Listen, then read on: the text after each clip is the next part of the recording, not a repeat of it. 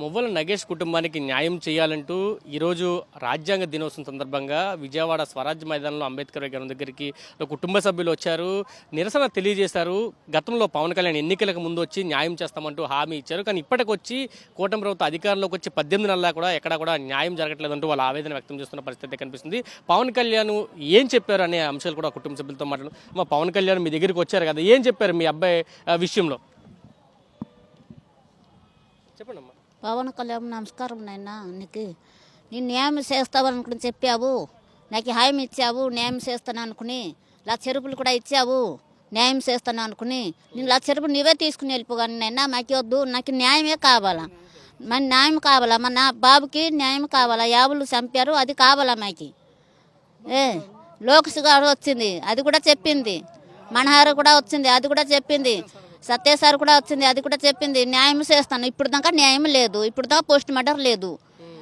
ఎందుకు ఇలాగా గవర్నమెంట్ ఎందుకు వచ్చారు, మాకు 1,00,00,000 రూపాయలు ఇస్తారనుకుంటే చెప్పి ఎవరు 1,00,00,000 రూపాయలు కావాలనైనా వద్దు, మాకు న్యాయం కావాలా, మాకు న్యాయం కావాలా, న్యాయం కావాలనుకుని ఇప్పుడు దాకా మేము పోరాడుతున్నాము.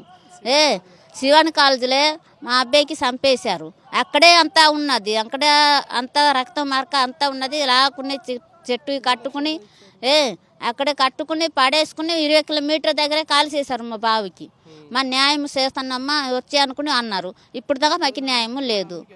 ఇప్పుడు దాకా నీకే ఉన్నావు, న్యాయం చేస్తామనుకుని నేను ఉన్నాను, నీవు న్యాయం చేయలేదు. ఎందుకు న్యాయం చేయలేదు? మధ్యలో పవన్ కళ్యాణ్ ఎప్పుడైనా కలిసారా? అంటే పవన్ కళ్యాణ్ మీ ఇంటికి రావడం కాదు, తర్వాత మళ్ళీ మీరు పవన్ కళ్యాణ్ కలిసారు ఇదే అంశం మీద? పవన్ కళ్యాణ్కి వెళ్ళాము, కలిసాము అక్కడ చిటికిరాబా మంగళగిరి కూడా వెళ్ళాము. పవన్ కలలేదు. ఎన్నిసార్లు వెళ్ళారు పవన్ కళ్యాణ్ దగ్గరికి మంగళగిరి? మీరు మంగళగిరి ఒకసారి వెళ్ళాము. ఎవరు ఉన్నారు నిన్న మాకి, మేము 2 తల్లిపిలా తిరుగుతున్నాము, కష్టం పడుకుని మాకు ఏటున్నది కదా, వెళ్తాము. డబ్బులు లేవు మాకి, మత్స్యకారులను తెస్తే నీళ్ళు నుంచి తింటున్నాము మేము, లేతే వెళ్తే చేపలు అమ్మితే తింటున్నాము. మాకు ఎక్కడి నుంచి వస్తుంది నేను ఉజుకమ్మా, మాకు తోట భూమి ఏటి ఉన్నది నేను, మాకు ఏటి లేవు. మా బాబుకి ఎవరు చంపారు మాది కావాలా, మా బాబుకి ఎందుకు చంపారు అది శిక్ష మాకు శిక్ష వేస్తేనే నేను ఒప్పుతాను, శిక్ష వేయకపోతే నేను ఒప్పను, నేను వదలను. ఏం చెప్తారంటే మీ తమ్ముడు అంశంలో ఇప్పటికొచ్చి ఎక్కడ కూడా న్యాయం జరగలేదు, కేసు కూడా క్లోజ్ అయిపోయిందంటూ కూడా చెప్తున్న పరిస్థితి కనిపిస్తుంది కదా? కేసు దాదాపు లాస్ట్ ఒక 3 months ఎస్పీ గారు అన్నయ్య మహేశ్వర్ రెడ్డి గారు, మీకు న్యాయం చేసినందుకు పోరాడతాను, ఆ కాలేజీ ఎంతటి వారైనా నేను శిక్షిస్తానని చెప్పారు సార్. ఇప్పుడేవో మాట మార్చేస్తున్నాను సార్. ఇప్పుడు న్యాయం కావాలంటే మీకు 10-12 సంవత్సరాలు తిరిగితేనే న్యాయం వస్తుంది. మీరు అన్నారు సార్ ప్రతి వాళ్ళకి మీ న్యాయం చేస్తారు సార్, మనకెందుకు సార్, మా తమ్ముడు చంపిన వాళ్ళు ఎందుకు సార్ మీరు శిక్షించలేదు అంటే వాళ్ళు మొత్తం కుమ్మక్క అయిపోయారు సార్. వాళ్ళు ఎస్పీ నెక్స్ట్ దాండి శ్రీధర్ వాళ్ళు మొత్తం సత్యనారాయణ సార్ మొత్తం కుమ్మక్కై మాకు రోడ్డు మీద పడేశారు సార్. ఇప్పుడు మీ తమ్ముడు ఏదైతే కాలేజ్ చదువుతున్నాడో ఆ డైరెక్టరే ఇప్పుడు జనసేనలో చేరారు. పవన్ కళ్యాణ్ కండువా కప్పి ఆయన ఆహ్వానించారు, న్యాయం చేస్తాను ఆయన నేరస్తుని పార్టీలో చేర్చుకున్న పరిస్థితి ఏమనిపించింది మీకు? అది కరెక్ట్ కాదు సార్, 100% కరెక్ట్ కాదు సార్. ఇక్కడ నిందితుల్ని జాయిన్ చేయడం చాలా తప్పు సార్. వాళ్ళే మనకి వాళ్ళ తమ్ముడికి చంపిన వాళ్ళే వాళ్ళే ఇది పార్టీలో జాయిన్ చేస్తే మరి ఎలా సార్ న్యాయం జరుగుతుంది? ఒక పార్టీ ఉండి జనసేన పార్టీలో ఉండి మళ్ళీ ఆ కాలేజీ శివాని కాలేజీ యాజమాన్ని జనసేన పార్టీలో జాయిన్ చేస్తే ఎప్పుడు మరి న్యాయం జరుగుతుంది?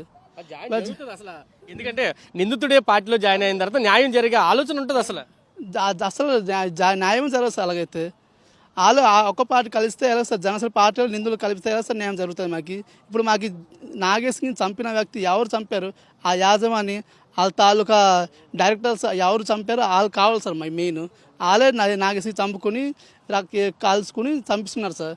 వాళ్ళే మొత్తాన్ని నిందితులు వాళ్ళే సార్, కాలేజీ యాజమాని మొత్తం నిందితులు.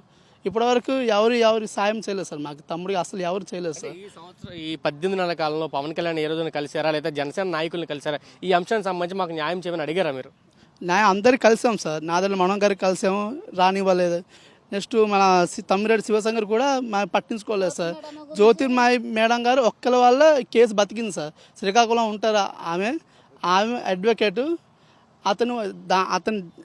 ఆమె వల్ల మాకు ఈ కేసు ఇంతవరకు బతికింది సార్, లేకపోతే ఎప్పుడో ఆ కేసు క్లోజ్ చేసేవాళ్ళం సార్. ఇంతవరకు రావడం కారణం జ్యోతిర్మయ మేడం గారు మరి జడసరామ్ గారు మరి తీసుకొచ్చారు సార్ వాళ్ళు. ఇప్పుడు ఏం కోరుకుంటున్నారు మీరు? ఎందుకంటే ఈ ధర్నాలో పాల్గొన్నారు చాలా మంది.